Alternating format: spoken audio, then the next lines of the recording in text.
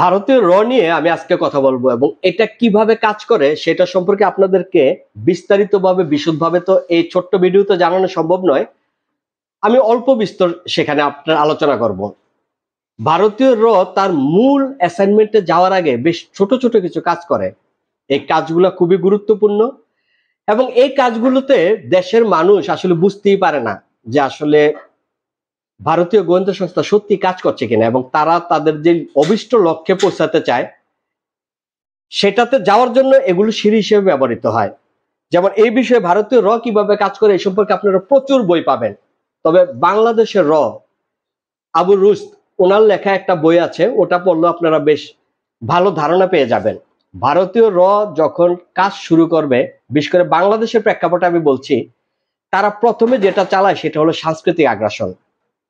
যেমন 1991 সালে বেগম খালেদা জিয়া সরকার গঠনের পর ভারত যখন চাইছিল যে বেগম খালেদা জিয়া সরকারকে ফেলে দিতে বা অস্থিতিশীল করতে, তখন তারা ভারতীয় দূতাবাসে এর একজন এজেন্টকে নিয়োগ দেয়, যার নাম ছিল মিস্টার মহাপাত্র।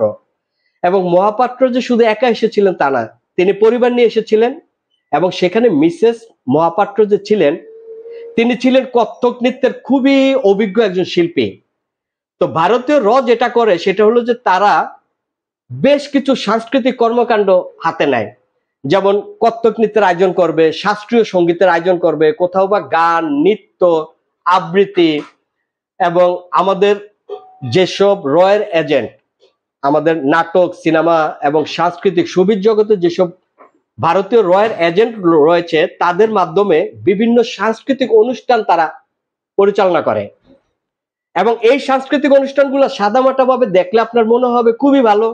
কোথাও হয়তো কিছু গান গাইছে, কয়েকটা মোমবাতি নিয়ে প্রজ্বলন করছে, কবিতা আবৃত্তি করছে, কিন্তু এগুলাতে আসলে মূলত দুইটা কাজ হয়। তারা নিজেদেরকে প্রথমে এগুলার মাধ্যমে সংঘবদ্ধ করে এবং সেখানে আপনার ওইসব অনুষ্ঠানে গিয়ে খুব গুরুত্বপূর্ণ মিটিং গুলো তারা সেরে নেয়।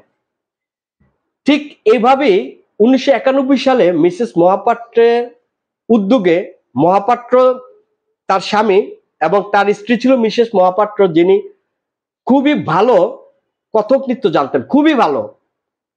ভারতীয় দূতাবাসের মাধ্যমে তারা একটা নাচের আয়োজন করেন এবং সেই নাচের আয়োজনে তারা বিভিন্ন দলের লোকদেরকে নিয়ে আসেন এবং সেখানে কনস্পিরেসি করার চেষ্টা করেন। পরবর্তীতে কিন্তু সরকার এবং সরকারের গোয়েন্দা সংস্থাগুলো সেগুলো টের পায় এবং বন্ধ করে দেয়, কিন্তু শেষ পর্যন্ত তার বন্ধ থাকেনি। গত 15 বছর তো তারা খুব ভালোভাবে করতে পেরেছে, কিন্তু এখন আবার কিন্তু নতুন ভাবে শুরু হচ্ছে। আমি আজকে দেখলাম যে উদীচী জাতীয় সঙ্গীত নিয়ে পরিবর্তনের যে কথা হচ্ছে সেটা নিয়ে তারা প্রতিবাদ জানিয়ে গান গাইছে। এই গান কিন্তু গান থাকলে কোনো সমস্যা ছিল না, এই গানের পিছনে রয়েছে এর সুদূর প্রসারী পরিকল্পনা। এবং বাংলাদেশে ঠিক এই পদ্ধতিতে কাজ করে। কখনো আপনি দেখবেন কবিতা আসর বসে গিয়েছে, কখনো দেখবেন রাস্তায় দাঁড়িয়ে গান গাইছে, কখনো বা নৃত্য, কখনো বা মোমবাতি নিয়ে রাস্তায় দাঁড়াচ্ছে। এই যে কর্মকাণ্ডগুলা, এগুলা যখনই আপনাদের দেখবেন যে বেশি বেশি হচ্ছে, এটা আসলে কোনো আন্দোলনকে দানা বাঁধানোর জন্য তারা এই কাজটা করে।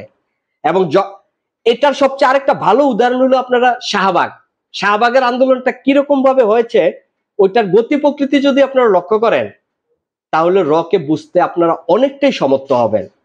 তাই আমি বাংলাদেশবাসীকে বলবো এবং যারা সচেতন নাগরিক বাংলাদেশে তাদেরকেও বলবো যে এইসব বিষয়ে লক্ষ্য রাখুন, এসব বিষয়ে আমলে নিন এবং এদেরকে প্রতিরোধ করার জন্য কি কি করা প্রয়োজন সেগুলো আপনারা চিন্তা ভাবনা করুন, না হলে যে কোনো মুহূর্তে যে কোনো কিছু ঘটে যেতে পারে। তাই এইসব বিষয় নিয়ে আমাদের যেমন সচেতনতার প্রয়োজন রয়েছে, তেমনি এইসব বিষয় নিয়ে কথাও বলে যেতে হবে। এজন্যই কথা চলছে এবং কথা চলবে।